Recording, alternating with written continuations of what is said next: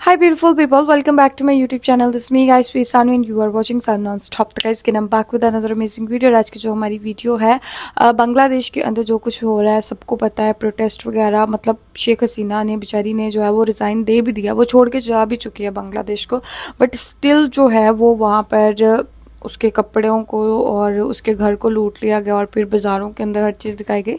सबको पता है, लेकिन वो चीज़ गलत है, ठीक है। मैं उस चीज़ को सपोर्ट बिल्कुल नहीं करती। और क्या उसे कहते हैं कि अभी की जो खबर एक आई है, ठीक है, गौरव ठाकुर, इनके चैनल से मैंने वीडियो लिया, ये कहते हैं कि ये इंडिया के लिए जो है ना, ये एक बहुत बड़ा थ्रेट जो है वो हो सकता है कि किस तरह से जो है वो, बिकॉज बांग्लादेश के अंदर जितने भी शेख हसीना जो थी ना, एक दीवार की तरह थी, ठीक है। वहाँ पर जितने भी हिंदूज थे ना, उनको बचाने के लिए एक दीवार बनी हुई थी। अब शेख हसीना दीवार हट गई और वहाँ पर जो है वो जितने भी प्रोटेस्ट करने वाले लोग थे, उन्होंने हिंदुओं के घरों को जलाया, उनको मारा पीटा और मर्डर भी कर दिया कईयों का, जो कि बहुत ही गलत बात है, ऐसा नहीं होना चाहिए था। अभी वहाँ पर फ्री हैंड सब कुछ हो चुका है। तो गौरव ठाकुर इसके बारे में क्या कहते हैं, आप लोग भी अपनी कमेंट सेक्शन के अंदर जरूर दीजिएगा। चैनल को सब्सक्राइब, वीडियो को लाइक शेयर जरूर दीजिएगा। और गाइस, सेकंड चैनल का लिंक डिस्क्रिप्शन के अंदर है, वहाँ भी जो है जरूर विजिट करते जाइएगा। तो बगैर टाइम को वेस्ट किए वीडियो की तरफ चलते हैं। क्या बांग्लादेश के इस हाल के बाद अगला नंबर इंडिया का है? बहुत कम लोग ये चीज पे नोटिस कर पा रहे हैं कि बांग्लादेश में पिछले कुछ महीनों में जो कुछ भी हो रहा था वो इंडिया में घट रही घटनाओं से बहुत ही ज्यादा मेल खाता है। इतना कि ये कोई इत्तेफाक बिल्कुल भी नहीं। अच्छा? गवर्नमेंट के खिलाफ डिक्टेटरशिप का नैरेटिव चलना, फार्मर्स प्रोटेस्ट होना, मणिपुर वायलेंस, ऑपोजिशन पार्टीज को फंडिंग्स मिलना, खालिस्तान इशू, ये सब और बांग्लादेश की कहानी बिल्कुल रिलेटेड है। हाँ। और मैं कुछ ही देर में प्रूफ करके बताऊंगा फैक्ट्स के साथ, जो हमने बहुत डीप रिसर्च करके खोज के निकाली है, सिर्फ ताकि हम हर वो जागरूक भारत के नेशनलिस्ट नागरिक तक ये सच्चाई पहुंचा सके। हमने इस न्यूज को सिर्फ ऊपर ऊपर से नहीं देखा, बल्कि इसके पूरे तह तक जाकर लिंक्स कनेक्ट करके प्रूफ्स के साथ जोड़ के देखा। और मैं ये ट्रूली कहना चाहूंगा कि India is not that safe today. और क्या आप जानते हो असली दुश्मन कौन है? वेल, सीधे इल्जाम लगाने की जगह just keep on watching and let's see क्या क्या सबूत हमारे पास। अच्छा। Student protests in Bangladesh have turned violent. Over 100 people, including 14 policemen, have been killed. We have no safety. This cannot be a secure and independent country. That a lot of these deaths could be attributed to targeting of बहुत जुल्म कर रहा है। शेख हसीना ने बांग्लादेश के प्रधानमंत्री के पद से इस्तीफा दे दिया है और देश छोड़कर भाग गई है। Thousands of protesters storming and looting the Prime Minister's residence. We have decided to form an interim government. Bangladesh is burning.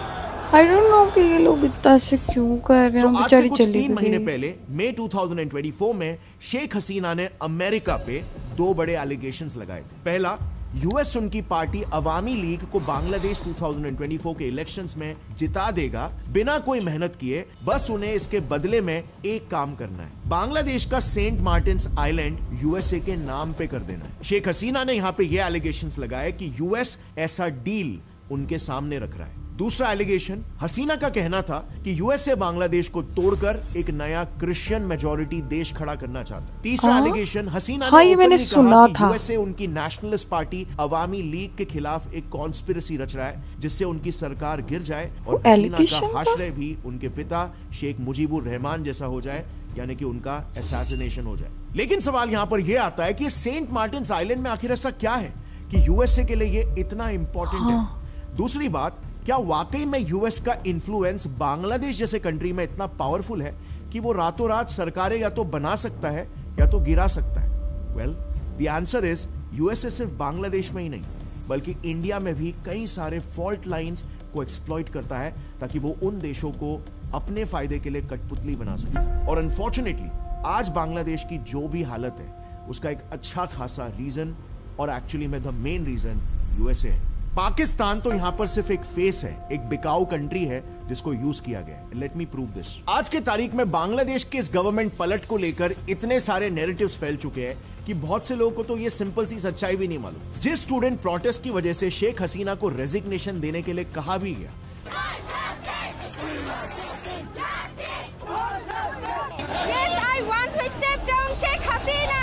उसके पीछे की जो मांग थी ना रिजर्वेशन हटाने की, वही एग्जैक्टली हसीना की भी मांग थी और उसने 2018 में ये करके भी दिखाया था। यानी कि उस प्रोटेस्ट में ना तो हसीना की कोई गलती थी और ना ही हसीना के पास उसका कोई सोल्यूशन भी था। ये एक तरह से सिर्फ एक प्रोपोगेंडा चलाया गया हसीना को रास्ते से हटाने के लिए, और इसीलिए ये इंडिया के लिए भी एक बहुत ही बड़ी चेतावनी है। 5 जून 2024 को बांग्लादेश हाई कोर्ट का एक डिसीजन आता है कि देश में बांग्लादेशी फ्रीडम फाइटर्स के डिसेंडेंट्स के लिए जो 30% रिजर्वेशन रखा जाता है एजुकेशन और जॉब्स में, वो जारी रहेगा। ये खबर आते ही पूरे देश में एकदम से स्टूडेंट प्रोटेस्ट होने शुरू हो जाते हैं। लोग सीधे सीधे पीएम से इस रिजर्वेशन को खत्म करने की मांग करने लग जाते हैं। अब हसीना खुद 2018 में यही रिजर्वेशन हटा चुकी थी, लेकिन हाई कोर्ट जो कि एक ऑटोनोमस बॉडी है, उसका जब डिसीजन आता है तो शेख हसीना को एक प्रेस कॉन्फ्रेंस देना पड़ता है। अब यहां पर शेख हसीना के बस एक स्टेटमेंट की वजह से ये सारी प्रॉब्लम शुरू हो जाती है। उस स्टेटमेंट में शेख हसीना बेसिकली ये कहती है कि हाई कोर्ट के डिसीजन को हमें रिस्पेक्ट करना चाहिए, क्योंकि अगर हमारे देश के फ्रीडम फाइटर्स के बच्चों को अगर रिजर्वेशन नहीं मिलेगा तो क्या रजाकार्स के बच्चों को मिलेगा? अब रजाकार का मतलब होता है ट्रेटर यानी देशद्रोही, और इस एक स्टेटमेंट ने शेख हसीना की पूरी दुनिया ही पलट। बांग्लादेश में एकदम से दंगे भड़क उठे, लोग सड़कों पर उतरकर तोड़फोड़ करने लग गए, पुलिस पर हमला करने लग गए। एक्चुअली रजाकार्स वहां पर एक तरह से एक डेरोगेटरी टर्म माना जाता है, क्योंकि बांग्लादेश लिबरेशन के दौरान ये रजाकार्स पाकिस्तानी आर्मी के साथ लड़ रहे थे, बांग्लादेश की जनता पे आक्रोश कर रहे थे और फ्रीडम मूवमेंट को दबाने की कोशिश कर रहे थे। तो पीएम के उस स्टेटमेंट के बाद हुआ क्या कि कुछ प्रोटेस्टर्स ने एक्सटर्नल फोर्सेस के साथ मिलकर उस स्टेटमेंट को ऐसे घुमा दिया, ऐसे मैनिपुलेट किया और ऐसा दिखाया कि शेख हसीना सारी जनता को रजाकार बुला रही है, और से ट्रिगर होकर लोग सड़कों पर उतरकर ये नारे चिल्लाने लगे, तुम्ही के आमी के रजाकार रजाकार, यानी कि who are you, who am I, रजाकार।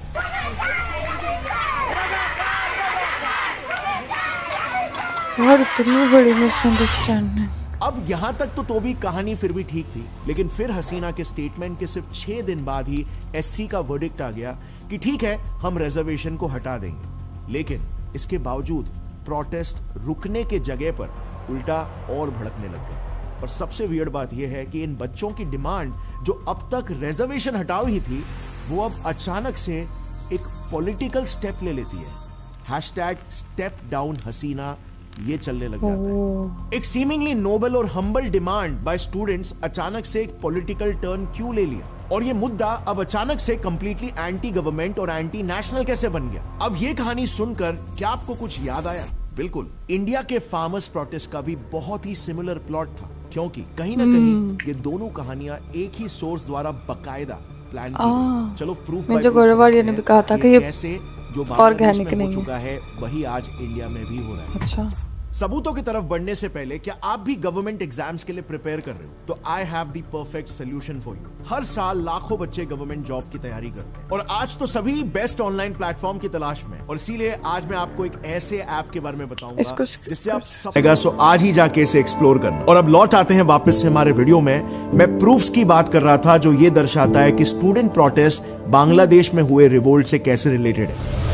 Bangladesh के एक डेजिग्नेटेड टेररिस्ट ऑर्गेनाइजेशन जमाते इस्लामी का एक स्टूडेंट्स विंग है कॉल्ड इस्लामी छत्र शिविर ICS। यही इस पूरे स्टूडेंट प्रोटेस्ट का मास्टरमाइंड है। इस ऑर्गेनाइजेशन ने ना बड़े ही स्ट्रेटेजिकली यूनिवर्सिटीज पर सबसे पहले अपने पैर पसारे। जो यूनिवर्सिटीज किसी भी देश का बैकबोन होती है, उस देश का फ्यूचर नैरेटिव डिसाइड करती है। और इसीलिए अगर आप इस प्रोटेस्ट में भी देखोगे ना, तो ढाका यूनिवर्सिटी, जहांगीर यूनिवर्सिटी, इन सारे बांग्लादेश के टॉप यूनिवर्सिटीज के स्टूडेंट्स और टीचर्स ने तक इस प्रोटेस्ट को इंसाइट किया। ये वो सारे यूनिवर्सिटीज के नाम हैं जो इस प्रोटेस्ट में शामिल थे। आप देखोगे ना तो यही सेम चीज हुई थी इंडिया के फार्मर्स प्रोटेस्ट और CAA प्रोटेस्ट के दौरान भी, जहां पर JNU, DU और जामिया इस्लामिया जैसे इंडिया के टॉप यूनिवर्सिटीज को इस नैरेटिव का गढ़ बना के प्रोटेस्ट को भड़काया जा रहा था। दूसरी बात, जैसे फार्मर्स प्रोटेस्ट में प्रिसाइसली प्लान टूल किट्स बनाए गए थे और सेलिब्रिटीज जैसे रिहाना से लेकर ग्रेटा थनबर्ग को बकायदा बताया गया था कि क्या ट्वीट करना है और किन कीवर्ड्स को यूज करना है, सेम स्टूडेंट प्रोटेस्ट में भी सबसे पहले जमात इस्लामी ने नैरेटिव को पॉलिटिकल और एंटी गवर्नमेंट बनाते हुए ट्वीट किया कि उनका एक 1 पॉइंट डिमांड है, #StepDownHasina। अगर आप देखोगे ना तो ये पोस्ट हुआ था 3 अगस्त को, और 4 अगस्त को इस हैशटैग को ट्विटर पर ट्रेंड करवा दिया गया और रातों रात एक एंटी रिजर्वेशन एजुकेशन प्रोटेस्ट हसीना के सिर्फ एक स्टेटमेंट को तोड़ मरोड़ कर, एक नैरेटिव चलाकर एक एंटी गवर्नमेंट प्रोटेस्ट बना दिया गया, डिस्पाइट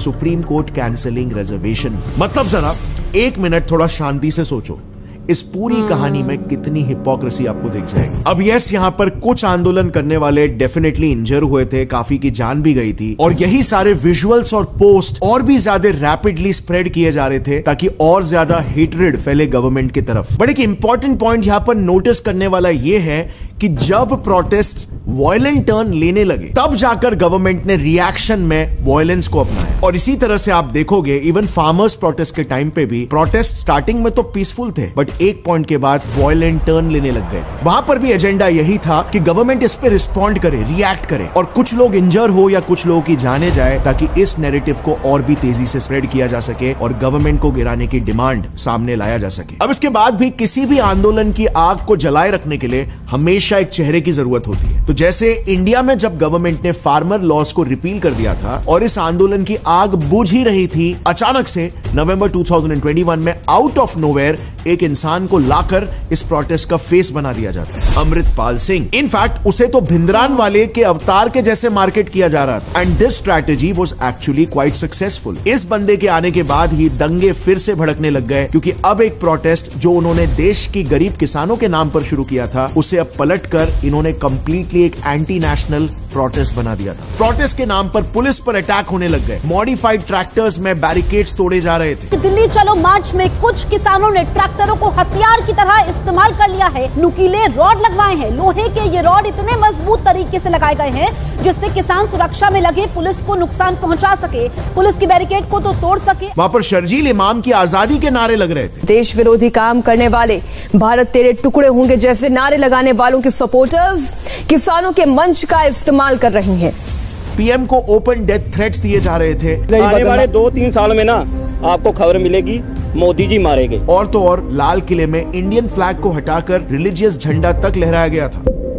यही सेम स्ट्रैटेजी यूज की गई बांग्लादेश प्रोटेस्ट में भी। अचानक से वहां पर भी जुलाई एंड में नाहिद इस्लाम को वहां के पीसफुल प्रोटेस्ट का एक फेस बना दिया जाता है, ह्यूमन राइट्स फ्रंटलाइन डिफेंडर का टैग दे दिया जाता है। लेकिन जब हसीना ने प्रोटेस्ट को काम करने के लिए, इसे पीस टॉक्स के लिए बुलाया, तो ये वहां पर नहीं जाते हैं और उल्टा स्टेटमेंट ये पास करते हैं कि स्टूडेंट्स हर चीज के लिए तैयार है। आज हमने लाठी उठाई है, कल हम बंदूकें भी उठाएंगे। और याद रहे, यही इंसान नाहिद इस्लाम तो एक पीस का फरिश्ता है। सो सबसे पहले अपने एंटी नेशनल और एंटी गवर्नमेंट एजेंडा को एक हम्बल सेल्फलेस कॉज से मार्केट करना, उसका एक बकायदा टूल किट लॉन्च करना, हजारों लाखों लोगों को भड़काना और प्रोटेस्ट का एक वॉरियर फेस खड़ा करना, दोनों भी देशों की कहानियों में इतनी सिमिलैरिटीज कैसे हो सकती है? जाहिर है कहानियां भले ही अलग है, मगर राइटर एक है।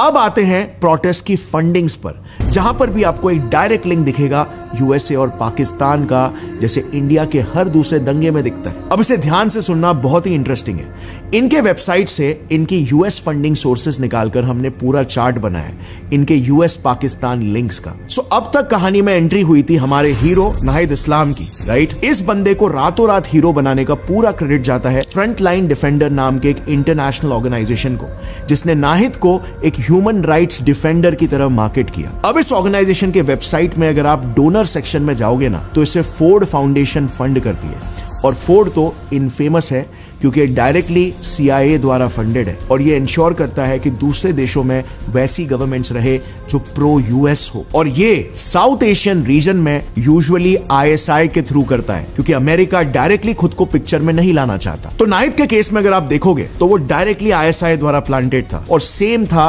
अमृतपाल का भी केस। वो तो ओपनली कहता है कि इंडिया से एक खालिस्तान देश निकलना चाहिए। आप खालिस्तान, इंडिपेंडेंट खालिस्तान की मांग करते हैं, क्यों ना सेडिशन का केस आप देशद्रोह का केस आपके खिलाफ करते हैं? नहीं, देखें, ये सुप्रीम कोर्ट की मैंडेट है कि पीसफुल मैनर में आप खालिस्तान की बात कर सकते हैं। तो मेरे ख्याल में जिस एरा में हम लोग जी रहे हैं, वहाँ पे सेपरेशन की बात करना ये ऐसी इवल बात नहीं है। और हमारे कई इंडियन इंटेलिजेंस सोर्सेस ने ये रिवील ऑलरेडी किया है कि अमृतपाल सिंह भी कंप्लीटली ISI बैक्ड है। Next funding source BRAC University की बात करते हैं। इस यूनिवर्सिटी का तो मोटो ही है बांग्लादेश में एक एंटी अवामी स्टूडेंट कम्युनिटी बनाना, यानी कि हसीना की सरकार को पलटना। और दूसरी बात, इस स्टूडेंट प्रोटेस्ट में इस ब्रैक का एक बहुत बड़ा रोल था। इनफैक्ट इसी यूनिवर्सिटी के एक टीचर को तो अरेस्ट तक किया गया था स्टूडेंट्स में प्रोटेस्ट को भड़काने के लिए। अब इनके वेबसाइट में बड़े ही प्राउडली लिखा हुआ है कि उन्हें United states agency for international development यानी कि खुद US गवर्नमेंट से फंडिंग आती है ताकि वो बांग्लादेश में NGOs के थ्रू डेवलपमेंट कर सके। लेकिन इससे भी ज्यादा कंसर्निंग बात तो ये है कि इसी ब्रैक यूनिवर्सिटी को अमेरिका के सोरोस फाउंडेशन ने $83 मिलियन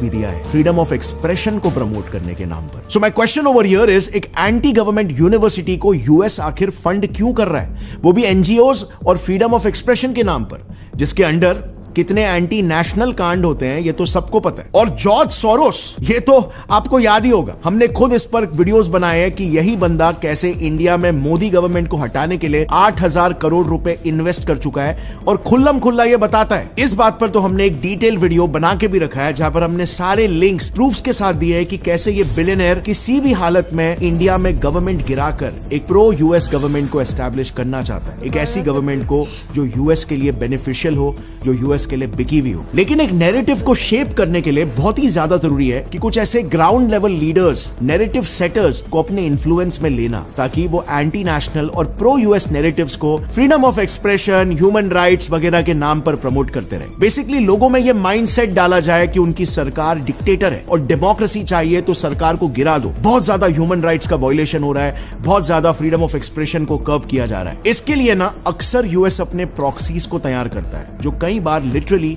उस देश के ऑपोजिशन पार्टीज के लीडर्स तक होते हैं जो आगे चल के future PM of course US के पपेट PM बन सकते हैं। उनको ये लालच दिया जाता है। जैसे फॉर एग्जांपल बांग्लादेश के केस में अभी एंट्री मारते हैं। निहाद इस्लाम के बाद एंट्री होती है एक और एक हीरो की, Mohammad Yunus, the next saviour of Bangladesh, जो शेख हसीना के तानाशाही से देश को बचाने वाला है।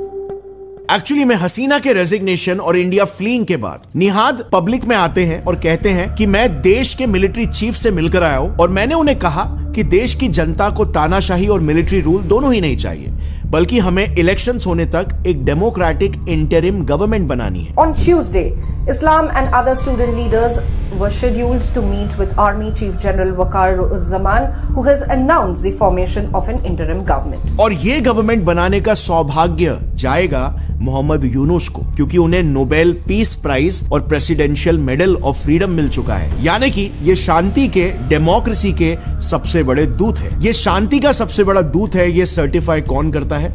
USA से इन्हें द फेमस मैग्सेसे अवार्ड और अशोका अवार्ड भी मिला है। अब आई नो आप सोचोगे कि अवार्ड से USA के इन एंटी नेशनल इन्वॉल्वमेंट्स का क्या लिंक है?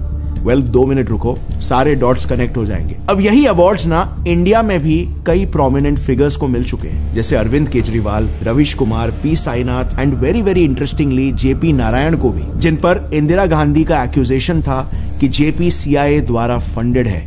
इनके थ्रू अमेरिका उनकी सरकार को गिराना चाहती है, because you know Indira Gandhi was a very hardcore nationalist of her time. और अगर आप अभी बताए गए सारे नामों को देखोगे ना, तो ये सारे लोग एग्जिस्टिंग सरकार के खिलाफ एंटी गवर्नमेंट नैरेटिव्स चलाते हैं। केजरीवाल के केस में तो हमारे एक्स पंजाब के CM कैप्टन अमरिंदर सिंह ने ओपनली मीडिया को कह दिया था कि केजरीवाल एक CIA एजेंट है। अब खुद CIA के डीक्लासिफाइड डॉक्यूमेंट्स में उनकी ये स्ट्रैटेजी मेंशन थी कि अक्सर अमेरिका अलग अलग देशों में सबसे पहले ऐसे लोगों को चुनता है जो उसके नैरेटिव को सपोर्ट करे और फिर उन्हें ये अवार्ड्स और मिलियंस ऑफ डॉलर्स का प्राइज मनी बांटकर उनसे लॉयल्टी एक्सपेक्ट करता है। लेकिन अब चलो, अगर इतने भी प्रूफ्स इनफ नहीं है तो हमारे पास डायरेक्ट लिंक्स भी है जो ये प्रूफ करते हैं कि US गवर्नमेंट का शेख हसीना की गवर्नमेंट को टॉपल करने में डायरेक्ट हाथ है। एक तो मैं आपको ये भी बता दूं कि ऑलमोस्ट सारी वेस्टर्न मीडिया सेंसर्ड है, कोई भी इस न्यूज को कवर नहीं कर रहा है। लेकिन हमें सिर्फ एक ऐसा रिपोर्ट मिला बाय यूरेशियन टाइम्स, जिन्होंने प्रूफ के साथ ये क्लेम किया है कि US की बाइडेन गवर्नमेंट डायरेक्टली फंड और सपोर्ट कर रही है बांग्लादेश के 3 ऑर्गेनाइजेशंस को, जिसमें से 2 तो सीधे टेररिस्ट ऑर्गेनाइजेशंस हैं, जिन्हें बाय द वे US ने ही खुद घोषित किया था। नंबर 1 जमात-ए इस्लामी और नंबर 2 हिफाजत-ए-इस्लाम।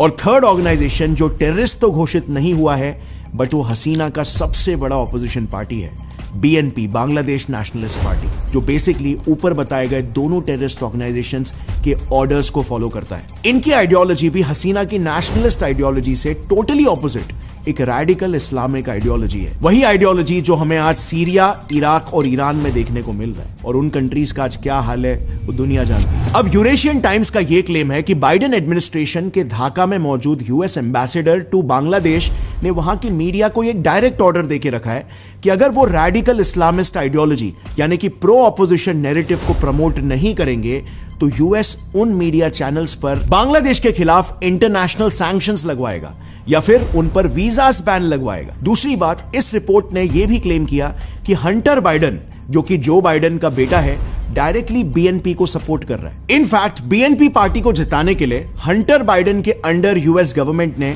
हसीना गवर्नमेंट पर इलेक्शन से 2 महीने पहले ये एलिगेशंस लगा दिए कि 2024 के इलेक्शंस रिग्ड होने वाले और शेख हसीना उन्हें रिग करेगी, और इसीलिए उन्होंने पूरे शेख हसीना के पार्टी मेंबर्स पर वीजा रिस्ट्रिक्शंस लगवा दिए। मतलब अब वो किसी भी देश में ट्रैवल नहीं कर सकते थे। सो बेसिकली एक तो ग्लोबल शेम, और दूसरी बात, एक पार्टी को एक अनफेयर एडवांटेज मिला ओवर द रूलिंग पार्टी। लेकिन इसके बावजूद हसीना 224 सीट से जीती और ऑपोजिशन को सिर्फ 11 सीट्स मिले, जो कि क्लियरली ये बताता है कि बांग्लादेश की रियल जनता को क्या चाहिए। और इसीलिए डेफिनेटली प्रोटेस्ट के थ्रू, फंडिंग्स के थ्रू, दूसरे देशों में अपने प्रॉक्सीज खड़े करके, मैस नैरेटिव शेप करके कि आपके देश में तानाशाही आ चुकी है, करंट गवर्नमेंट एक डिक्टेटर है, डेमोक्रेसी खतरे में है, ऐसे मैस प्रोपोगेंडा फैलाकर यूएसए किसी भी देश में एक नेशनलिस्ट गवर्नमेंट को हटाकर एक ऐसी पपेट गवर्नमेंट एस्टैब्लिश करना चाहता है जो पूरी तरह से यूएसए के बैक एंड कॉल पर चले। और यही सेम डॉट्स इंडिया में भी कनेक्ट हो रहे हैं। फार्मर्स प्रोटेस्ट जो 4 साल से अब तक चल रहा है, मणिपुर वायलेंस भी सेम 1 साल से भी ज्यादा से चल रहा है, CAA NRC प्रोटेस्ट भी वही, बार बार कोशिश की जा रही है इंस्टेबिलिटी लाने की। और स्पेशली नॉर्थ ईस्ट को क्यों टारगेट किया जा रहा है? क्योंकि यूएस अच्छे से जानता है कि ये एरिया एक्सट्रीमली वल्नरेबल है, क्योंकि क्रिश्चियन पॉपुलेशन मेजोरिटी में है, प्लस मेलाका स्ट्रेट के लिए ये काफी स्ट्रेटेजिक वांटेज पॉइंट है, और इसीलिए इंडिया का नॉर्थ ईस्ट और बांग्लादेश, ये पूरा रीजन इनके टारगेट में है। लेकिन अब यहां पर सवाल यह आता है कि यूएसए इतनी मेहनत और मशक्कत आखिर क्यों कर रहा है? आखिर यूएसए को बांग्लादेश जैसे एक छोटे गरीब देश और इंडिया से क्या ही चाहिए? अब ये मेलाका स्ट्रेट इतना इंपॉर्टेंट आखिर क्यों है? तो शुरुआत में मैंने आपको बताया था ना सेंट मार्टिन्स आइलैंड के बारे में। बस वही आइलैंड यूएसए अपने नाम करना चाहता है, और उसके साथ और भी अन्य फायदे ऑफ कोर्स। बट इस आइलैंड के पीछे इतना पड़ने का रीजन है उसकी स्ट्रेटेजिक लोकेशन। तो देखो, अगर ग्लोबल डायनामिक समझे ना, तो few decades ago all eyes were on the middle east. ये रीजन ऑयल डिस्कवरी के बाद से एक गोल्ड माइन बन गया था, क्योंकि उस समय बहुत सारी जो वेस्टर्न इकोनॉमीज थी वो तेजी से डेवलप हो रही थी और उन्हें तेल की बहुत ज्यादा जरूरत थी डेवलपमेंट को फ्यूल करने के लिए। और इसीलिए यूएसए ने कुछ यूरोपियन देशों के साथ मिलकर लिटरली वहां की सरकारें गिरा दी, वो सरकारें खड़ी कर दी जो करप्ट थी, और उन देशों को बहुत एक्सप्लॉइट किया। इस तरीके से एक्सप्लॉइट किया कि आज भी हम मिडिल ईस्ट की हालत जानते हैं। उन देशों के तेल को एक्सट्रैक्ट करके उसे खुद प्रोसेस करके महंगे दामों में बेचा, लेकिन उन देशों को गरीब बनाकर छोड़ दिया। कई देशों को आपस में उलझाए रखा, वहां की जनता को गरीब अनपढ़ रखा। इनफैक्ट आज भी इनका यही तो हाल है। नेशन वाइड इंस्टेबिलिटी, वॉर और पॉवर्टी आज मिडिल ईस्ट के बहुत सारे देशों की कहानी। लेकिन इनके तेल के बल पर आज यूएस डॉलर वर्ल्ड की रिचेस्ट करेंसी बन चुकी है। और बस आज के समय में यही यूएस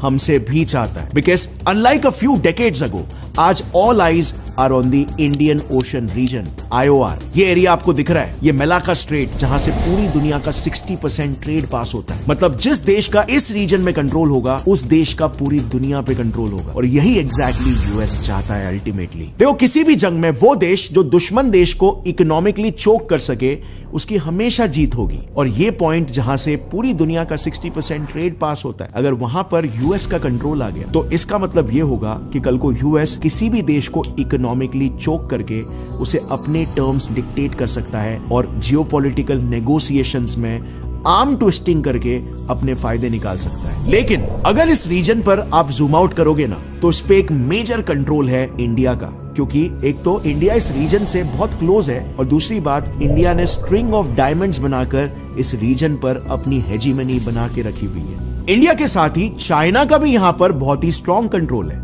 चाइना भी स्ट्रिंग ऑफ पर्ल्स बनाकर इस रीजन के काफी क्लोज आ चुका है, और बस यही एग्जैक्टली यूएस की सबसे बड़ी इनसिक्योरिटी है। और इसीलिए यूएस बांग्लादेश से सेंट मार्टिन्स आइलैंड मांग रहा है, क्योंकि वहां पर वो अपने नेवल बेसिस बनाकर इंडिया और चाइना को कंट्रोल कर सके and plus Saint Martin's Island पर भी अपना इन्फ्लुएंस बढ़ा सके। सो 100 बात की एक बात यह है कि यूएस की ये हिस्ट्री रही है कि जब भी यूएस को किसी भी देश में अपना इंटरेस्ट दिखता है, वो हमेशा उस देश की गवर्नमेंट का आर्म ट्विस्टिंग करने लगता है ताकि वो देश उसके कंट्रोल में आ सके और हाँ में हाँ मिला सके। और अगर सरकार नहीं मानती तो नेक्स्ट ऑप्शन उसके पास यही बचता है कि वो सरकार गिरा दे या फिर सरकार के ऑपोजिशन और एंटी नैरेटिव्स को फंडिंग देने लग जाए ताकि सरकार पर प्रेशर बने। और अंत में वो यही चाहता है कि एक प्रो यूएस गवर्नमेंट उस देश में एस्टैब्लिश हो सके ताकि यूएस को जो चाहिए वो उसे मिलते रहे। एक और एक एग्जांपल देता हूं, सेम हुआ था 1975 में जब इंदिरा गांधी की गवर्नमेंट ने वियतनाम वॉर के लिए यूएसए को ओपनली क्रिटिसाइज किया था। तब यूएस के प्रेसिडेंट रिचर्ड निक्सन ने सीधे इंडिया का व्हीट सप्लाई रोक दिया था और उस दौरान इंडिया यूएस पर हेवीली डिपेंडेंट था, इस हद तक कि जल्द ही इंडिया व्हीट अरेंज नहीं कर पाता तो देश में भुखमरी आ जाती। लेकिन वो अलग बात है कि हम दबे नहीं। हमारी पीएम ने एक ब्रेव डिसीजन लिया और इंडिया में ग्रीन रेवोल्यूशन स्टार्ट कर दिया, जिस वजह से उस दौरान हमारी डिपेंडेंसी यूएस पर कम हो गई। आज हम ओपनली यूएस के क्रिटिसिज्म के बावजूद रशिया से ऑयल और वेपन्स खरीद रहे, पाकिस्तान पर एग्रेसिव एक्शंस ले रहे, यूरोप को उनकी हिपोक्रेसी पर मुंह तोड़ जवाब दे रहे हैं। Europe has to grow out of the mindset that Europe's problems are the world's problems, but the world's problems are not Europe's problems. Basically हम वेस्ट और यूएस के पपेट्स बनकर नहीं रह रहे। आज इंडिया अपने हित के हिसाब से स्टैंड लेता है, इंडिया नेशनल इंटरेस्ट में स्टैंड लेता है और इसीलिए यूएस नेशनलिस्ट गवर्नमेंट्स को हेट करता है। कितनी आयरॉनिक बात है, राइट? जो कंट्री अपने आप को पीस, डेमोक्रेटिक वैल्यूज का फरिश्ता बताता है, वो अल्टीमेटली ये चाहता है कि झगड़ा क्रिएट हो, इंस्टेबिलिटी क्रिएट हो। वो दूसरे कंट्रीज को बुली और डोमिनेट करने की कोशिश कर रहा है और ये सिलसिला चलता रहेगा जब तक यूएस में डेमोक्रेटिक गवर्नमेंट है। डोनाल्ड ट्रंप आने के बाद शायद सिचुएशन थोड़ी सी बदल जाए, बिकॉज उनकी पॉलिसीज और उनके पॉलिटिक्स लिटरली यही सब चीजों का विरोध करती है। अब यूएस की पूरी हिस्ट्री कैसे रही है, कैसे यूएस ने बहुत सारे टेररिस्ट ऑर्गेनाइजेशंस को लिटरली क्रिएट किया, कैसे मिडिल ईस्ट बर्बाद हुआ, कैसे यूएसए की ये जो पॉलिसीज है वो यूएस के पार्लियामेंट में जो लोग लिटरली गन कंपनीज में, वेपन कंपनीज में स्टेक्स लेके बैठे हैं, उन्हें बेनिफिट करती है। ये ऑलरेडी मैंने एक वीडियो में डिटेल में कवर किया है, जिसे आप यहां पर आई बटन दबाकर देख सकते हो। बिकॉज आज तो आपने कुछ फैक्ट्स जाने, ये वीडियो आपको 50 फैक्ट्स और बता देगा। बट अंत में फ्रेंड्स, मैं बस इतना ही कहना चाहूंगा कि बांग्लादेश में जो कुछ भी हुआ वैसा होना इंडिया में इतना आसान नहीं होगा, क्योंकि यहां पर सारी parties including major opposition parties fortunately constitutional values में बिलीव करती है। And I honestly don't think हमारी यही पार्टीज पैसों के लिए देश को बेच देगी, at least I hope so. But definitely India पर यूएस की नजर जरूर है और यूएस इंडिया की वल्नरेबिलिटीज को एक्सप्लॉइट करने की पूरी कोशिश कर रहा है। अगर यूएस एक बार से इंडिया को घायल नहीं कर पा रहा तो that doesn't mean it will not try Pakistan strategy of bleeding India through 1000 cuts.